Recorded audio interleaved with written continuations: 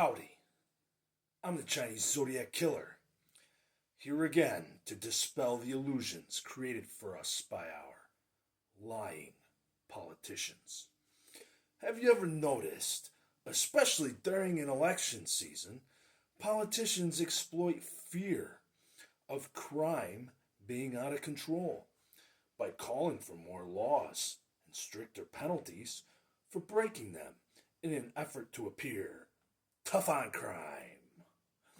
Point of fact, by creating more laws will be broken, thus appearing statistically as an increase in crime, which politicians will then scream that crime is going up so they can again create more laws with stricter penalties.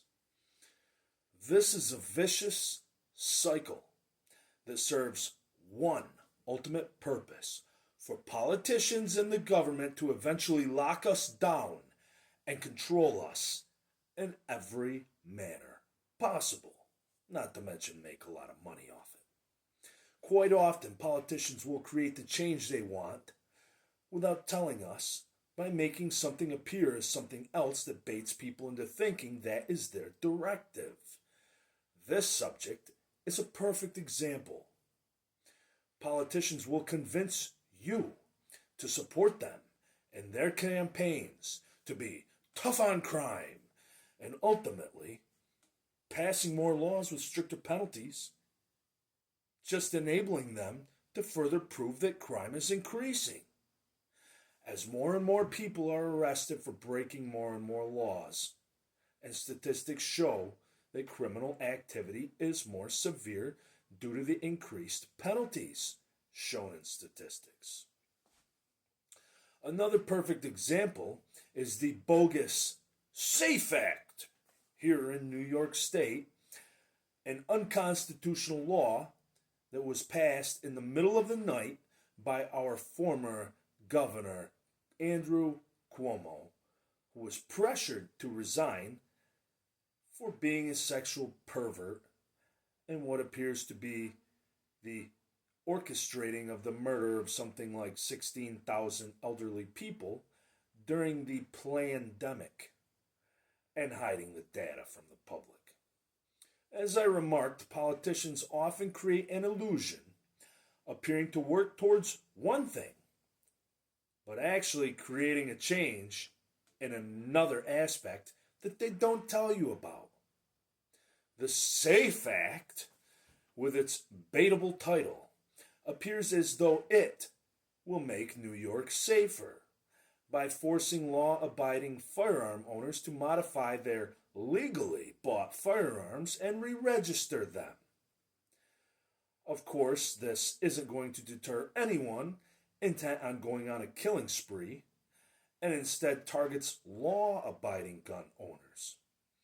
Anyone failing to adhere to this law that many people aren't even aware of will face felony charges, have their firearms confiscated, labeled a violent criminal, and furthers politicians' goals at stripping Americans of the right to protect themselves, especially from the government, and even hunt for their own food, forcing them to be reliant on corporations such as Walmart, which our politicians like Hillary Clinton likely have their fingers in and making money off of. Now, this happened to me.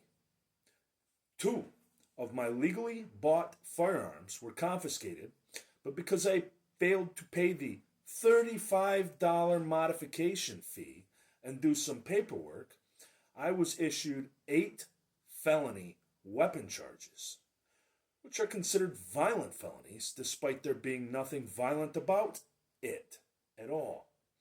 Of course, by labeling this a violent crime, politicians can then exploit the statistics of gun violence increased by thousands or tens of thousands of cases. After paying thousands of dollars to a law firm, I still ended up with 2 violent felony firearm charges, and my guns were confiscated by state and government ass kissers. I was threatened by the local persecutor with roughly around 70 years in prison, all for not paying the $35 fee per firearm and doing some paperwork. Doing a quick statistics search, it would appear that the SAFE Act has resulted in thousands of arrests and confiscations, even after the first few years of this bogus law's creation, and likely has climbed over 10,000 or tens of thousands of cases since. So back to the fact that more laws equal more crimes, that means these professional con artists that we call politicians are then able to exploit fear over crime and gun violence by saying that statistics show that violent crimes involving firearms have increased by thousands or perhaps even tens of thousands of cases in New York State alone in recent years. People being so easily fooled as they are will then take the bait and put faith in and vote for these con artists, believing that, in this example, that gun violence is the problem, without realizing that it was the elderly murdering governor who created the increase in gun violence statistics to begin with.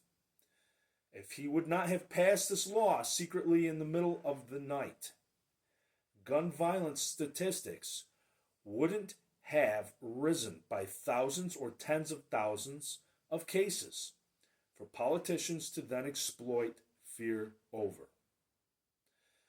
Folks, we have too many laws, and these professional con artists are exploiting fear to create a vicious cycle that slowly locks us down as a slave society by creating more laws with stricter penalties, which then increase crime statistics so they can scream, "We need more laws and harsher penalties."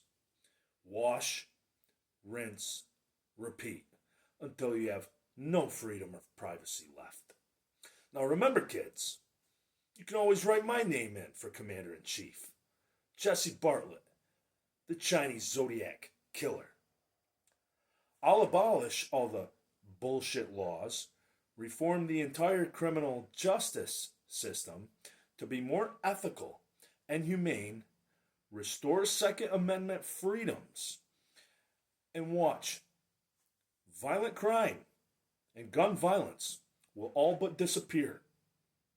Count on it.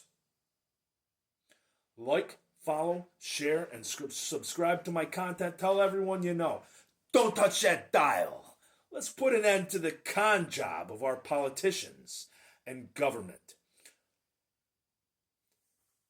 Join us.